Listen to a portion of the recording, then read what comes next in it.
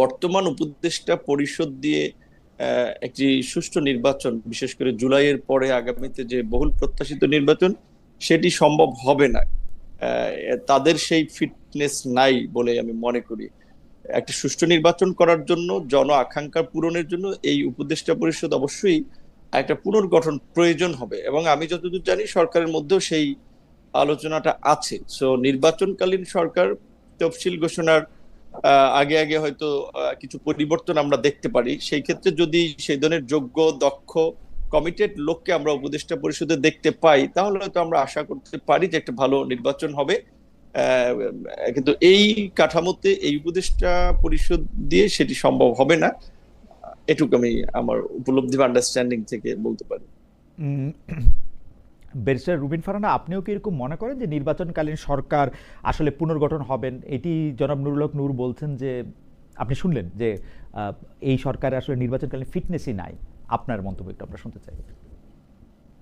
দেখুন, একটা চমৎকার নির্বাচন বা ভালো নির্বাচন আসলে নির্ভর করে নির্বাচন কমিশন, সরকার, পলিটিক্যাল পার্টিজ, প্রার্থী, ভোটার সকলের উপরে।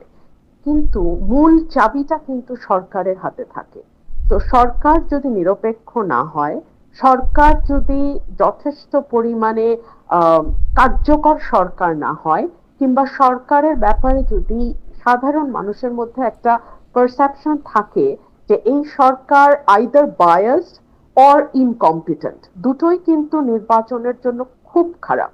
সো বায়াসড বা ইনকম্পিটেন্ট যদি মানুষের ধারণা হয়, তাহলে এই সরকারের মধ্যে সত্যি ব্যাপক রদবদল করে একটা নির্বাচনকালীন সরকার হওয়া উচিত। কেন আমি বলছি খালেদ ভাই, দেখুন, নির্বাচনে আইন শৃঙ্খলা পরিস্থিতি একটা ভীষণ গুরুত্বপূর্ণ ব্যাপার, ভীষণ গুরুত্বপূর্ণ। সেখানে আমরা গত 14 মাসে বাংলাদেশের সবচেয়ে অবনতি যদি কোনো কিছুর হয়ে থাকে, সেটা আইন শৃঙ্খলা পরিস্থিতি। প্রথম দিকে আমরা শুনে এসেছি পুলিশ কাজ করছে না, পুলিশ অ্যাক্টিভ হচ্ছে না, তারা ভয় পেয়েছে, ট্রমার মধ্যে আছে। কিন্তু 14 much is a long time. এত দীর্ঘ সময়ে যদি কোনো সরকার, এবং আরো পার্টিকুলারলি বলতে গেলে আমাদের স্বরাষ্ট্র উপদেষ্টা, তিনি যদি পুলিশকে যথেষ্ট অ্যাক্টিভ করতে না পারেন, যে পুলিশ মব বন্ধ করবে, পুলিশ নারী এবং সংখ্যালঘুদের নিরাপত্তা দিতে সক্ষম হবে, পুলিশ ভিন্ন মতের মানুষকে যথেষ্ট পরিমাণ নিরাপত্তা দিবে, সেই রকম অবস্থায় যদি দেশটা না যায়, তাহলে আমরা কিভাবে নির্বাচন করি আপনি বলেন? তো আমার মনে হয় যে যেহেতু অনেক বছর পর বাংলাদেশে একটি নির্বাচন হতে যাচ্ছে, এবং এই নির্বাচনটার দিকে কেবল যে বাংলাদেশের পলিটিক্যাল পার্টিস গুলো তাকিয়ে আছে তা না, সাধারণ মানুষের উৎসাহ উদ্দীপনাও কিন্তু চোখে পড়ার মতো। সম্প্রতি একটা জরিপে দেখলাম 90%-এর উপরে ভোটার আশা করছেন যে তারা ভোট কেন্দ্রে যাবেন এবং ভোটটা দিতে পারবেন। তারা যাতে নিরাপদে ভোট কেন্দ্রে যেতে পারেন এবং তারা যাতে নিরাপদে তাদের প্রতিনিধি নির্বাচন করতে পারেন, তার পুরো দায়িত্বটা এই সরকারের। ব্যারিস্টার তো ফারহানা, আশা করব।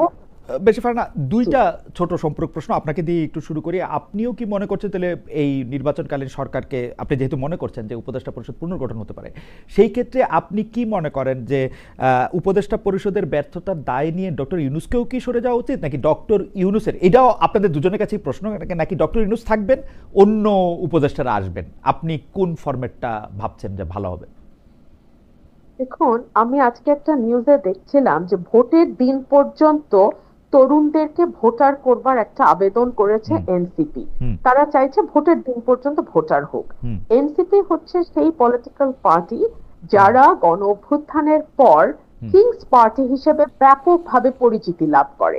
এখন প্রশ্ন আসতে পারে, এর প্রমাণ কি যে তারা কিংস পার্টি?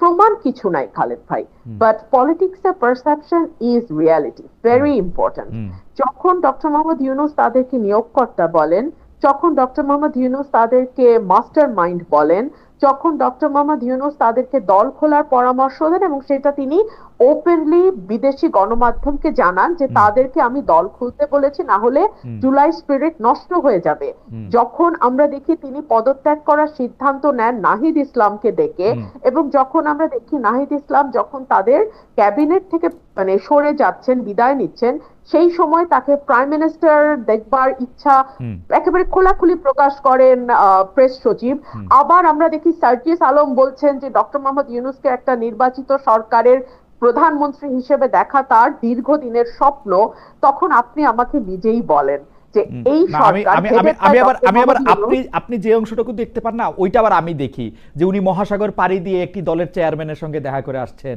তার সাথে দেখা করে ডিসেম্বরের ইলেকশন ফেব্রুয়ারিতে হয়ে যাচ্ছে।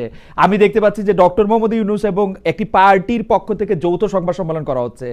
আমি এইটা শুনতে পাই ওই দলের ভারপ্রাপ্ত চেয়ারম্যানের পক্ষে যে দলে প্রধানমন্ত্রী হলে তিনি কি কি করবেন সেটাও শুনতে চেয়েছেন ডক্টর মোহাম্মদ ইউনূস। তো আমি তো ওইটাও দেখতে পাই, মানে আমি আমি আমি আমি আমি দেখি যে বিএনপি যা চায় বাংলাদেশে তাই হইতেছে, আমি এটাও দেখি বেরিসা ফারানা। খালেদ ভাই, তাহলে আপনার যুক্তি এবং আমার যুক্তি দুটো যদি আমরা পাশাপাশি রাখি, it makes a circle, and that circle says that Dr. Mohammad Yunus should not be in the head chair, তাই না? তাহলে কি ডক্টর মোহাম্মদ ইউনূস থাকবেন, উপদেষ্টা পরিষদ চেঞ্জ হবে? এটাই বুঝতে চাইতেছিলাম যে আপনি তো অনেক কৌশলী এবং প্রতিনিধিত্বশীল আইনজীবী, মানে আপনার সব কথা হয়তো বুঝতে পারবো না, মানে আপনার মনটা কি মনে করতেছে সেইটা একটু চাইতেছি। মানে আপনার যে যুক্তিগুলো সেগুলো ধরলে উনি বিএনপির প্রতি বায়াস, আর আমার যুক্তিগুলো ধরলে উনি এনসিপির প্রতি বায়াস। সো যেই দিকে উনি বায়াস থাকেন না কেন সেটাই ইন্ডিকেট করে he should not be in the head chair, সেটাই আমি বলেছি। ও আচ্ছা আচ্ছা, কিন্তু আমার কাছে মনে হয় উনি যদি সব দিকেই বায়াস থাকেন। এখন যদি নূরকে আমি একটু জানতে চাইবো যে জনাব নূর, আপনি কি মনে করেন ডক্টর মোহাম্মদ ইউনূসের কিছু সময় আমি জামায়াতের প্রতিও বায়াস দেখছি, মানে এটা কি ভালো? আমারে যেমন একরোজ দা পার্টি অনেকেই মানে আমাকে বলেছেন যে তারা ডক্টর মোহাম্মদ ইউনূসকে চান, আবার একরোজ দা পার্টি অনেকেই বলেছেন যে তারা ডক্টর মোহাম্মদ ইউনূসকে একেবারেই চান না।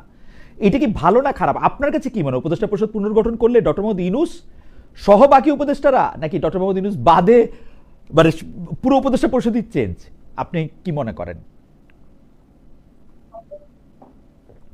এখন পরিস্থিতিটা তো এমন, আসলে কাউকে না কাউকে ট্রাস্ট করতে হবে। তো ডক্টর মোহাম্মদ ইউনূসের মতো একজন সম্মানিত ব্যক্তি, আন্তর্জাতিকভাবে পরিচিত, আমরা তো খুব একটা ফ্যাসিনেশন আমাদের ছিল যে সে আমাদের দেশের গভর্নমেন্টের দায়িত্ব নিলে আমরা একটা উন্নত রাষ্ট্রের দিকে যাব, আমাদের একটা অন্যরকমের ভাবমূর্তি তৈরি হবে।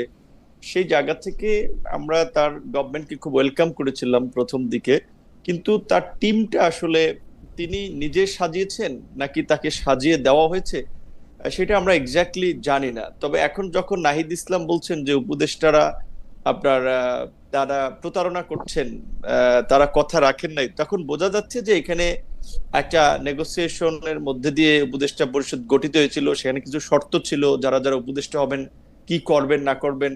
তো সেই দিক থেকে মনে হচ্ছে যে ডক্টর মোহাম্মদ ইউনূস আসলে একটা ভালো টিম পান নাই খেলার জন্য, যেটা আমরা ক্রিকেট ফুটবলের যদি কথা ভাবি। এখানে ডক্টর মোহাম্মদ ইউনূস হতে পারেন এখানে মেসি কিংবা ধরেন একজন ভালো প্লেয়ার, কিন্তু একজন প্লেয়ার দিয়ে তো আসলে একটা টিম জেতানো যায় না যদি তার সাথে প্যারালাল অন্য প্লেয়াররা ভালো না খেলতে পারে। আমি এটা বুঝতে পারতেছি, তার মানে কি ডক্টর, আমি সরল প্রশ্নই করতেছি, আসলে কোনো প্যাচ ঘোষ নাই, মানে ডক্টর মোহাম্মদ ইউনূসের রাইখা উপদেষ্টা পরিষদ বদলানো হবে, নাকি ডক্টর মোহাম্মদ ইউনূস সহই উপদেষ্টা পরিষদ, মানে আপনি ফিটনেস ছাড়া বলতেছেন? আমি কিন্তু দেখি কি, আমি জনাব নুরুল হক নূর, আমি দেখি একজন নেতা তার কর্মীদের দিয়েই ভালো মন্দ নির্বাচিত হয়। তার কর্মীরা যদি খারাপ হয়, নেতাও খারাপ, এই হচ্ছে আমার দেখার জিনিস। জনাব নুরুল হক নূরের এই কথা বলার আর কোনো সুযোগ নাই, গণ অধিকার পরিষদের ওই নেতারা খালি খারাপ, আমি খালি ভালো, এটা পৃথিবীতে কোনো নেতা বলে না। যদি উপদেষ্টা পরিষদ আনফিট হয়, আমার রিডিং হচ্ছে আপনি ডক্টর ইউনূসকেও আনফিট বলতেছেন। কিছুটা তো দায়িত্ব তাকে নিতে হবে, সে তো হেড অফ দ্য গভর্নমেন্ট, এবং তার যে ফ্রিডম ছিল আসলে পুরো উপদেষ্টা পরিষদকে তার মতো করে বানানো করানো। সেক্ষেত্রে আমরা যখন একাধিকবার পরামর্শ দিয়েছিলাম, এখানে আন্দালিব রহমান পার্থ, মান্না ভাই, জুনায়েদ সাকি এরকম কিছু লোকজন নেন, কারণ পলিটিক্যাল রাষ্ট্র একটা পলিটিক্যাল যন্ত্র, এইটাকে আপনি একেবারে নন পলিটিক্যাল ওয়েতে পরিচালনা করতে পারবেন না। তো দেখলাম যে গভর্নমেন্ট সহ উপদেষ্টা পরিষদের অনেকেই রাজনীতিবিদদের প্রতি আসলে খুবই একটা বিতৃষ্ণা, যে না তাহলে রাজনীতিবিদরা যদি এই গভর্নমেন্টে আসে তাহলে আমাদের কাজ কি। তো তারা তো এক বছরে আসলে যেই জায়গায় নিয়ে গেছে মানুষকে, একটা প্রচন্ড রকমের হতাশার জায়গায়, সেখানে তো প্রধান হিসেবে তো প্রধান উপদেষ্টাতেও কিছু দায়িত্ব নিতে হবে। তবে তারপর আমি মনে করি যে বাংলাদেশের বর্তমান অভ্যন্তরীণ এবং বৈশ্বিক রাজনৈতিক প্রেক্ষাপটে ডক্টর মোহাম্মদ ইউনূসকে রেখেই আসলে উপদেষ্টা পরিষদটাকে যদি পুনর্গঠন করা যায়, সেখানে তো কেপাবল কিন্তু করা যায়, তবে একটা ভালো নির্বাচনের দিকে আমরা যেতে পারি। কিন্তু মান্না ভাই, সাকিব ভাই, উনারা তো পলিটিক্স করবেন, উনারা কি অন্তর্বর্তী সরকারে আসবেন? উনারা তো ইলেকশন করবেন না, আপনি বলে এখন তো কেউ আসবে না। আমরা শুরুর দিকে বলেছিলাম কাকে দিয়ে পাল্টাবেন? কিছু পলিটিক্যাল ফিগারকে। আচ্ছা নূর সাহেব, কাকে দিয়ে পাল্টাবেন? আলাপ আলোচনা করলে, ধরেন খুঁজলে, আমাকে দায়িত্ব দিলে বা রুবিন ফারহানাকে দায়িত্ব দিলে তারা বের করবে, কিন্তু আমাদেরকে তো ওই দায়িত্বটা দেয় নাই যে আমরা না, খুঁজে আপনি বের তো করব। এখানে ধরেন নূর, আপনি খুবই গুরুত্বপূর্ণ একটা পলিটিক্যাল পার্সন, তো আপনাকে কেমনে এই দায়িত্ব দিবে? আপনি তো আপনার ইচ্ছা মতো লোক যথা আমারে বসায় দিবেন ওখানে, যাতে আমি আপনারে ফেভার করি, রাইট? না, কিন্তু আলটিমেটলি এখন সেটা তো উচিত হবে না। সেটাই ধরেন, অন্যান্য সময় যে কেয়ারটেকার গভর্নমেন্ট গঠিত হতো, কিংবা এখন যে জুলাই সনদেও যে কেয়ারটেকার গভর্নমেন্ট গঠনের যে বিধানটা রাখা হয়েছে, সেখানে কিন্তু বলা হয়েছে যে সরকারি দল আপনার কেয়ারটেকার হিসেবে 3 জনের নাম দিবে, চিফ হিসেবে বিরোধী দল 3 জনের নাম দিবে, অন্যান্য পার্টিগুলো নাম দিবে, সেখান থেকে একজনকে আপনার চুজ করবে বা বাছাই করবে। সো এখন যদি এক্সটেনশন করতে হয়, এখানে কিছু নিরপেক্ষ ব্যক্তিকে একটা ভালো নির্বাচনের জন্য সরকার চাইলে রাজনৈতিক দলগুলোর কাছে নাম চাইতে পারে, কারণ তারা গত 1 বছরে তাদের পিক অ্যান্ড চুজের যে উপদেষ্টা পরিষদ গঠন করেছে, সেই উপদেষ্টা পরিষদ 1 বছরে যে ইমেজ তৈরি করেছে এবং যে কর্মকাণ্ডের দৃষ্টান্ত রেখেছে, এটা অনেক ক্ষেত্রে শেখ হাসিনার মন্ত্রিসভার লোকজনের সমান কাজ করেছে। কাজে এইটা, এই অভ্যুত্থান পরবর্তী সরকারের চেহারা এরকম হবে, উপদেষ্টাদের চেহারা এরকম হবে, এইটা তো মানুষ প্রত্যাশা করে নাই।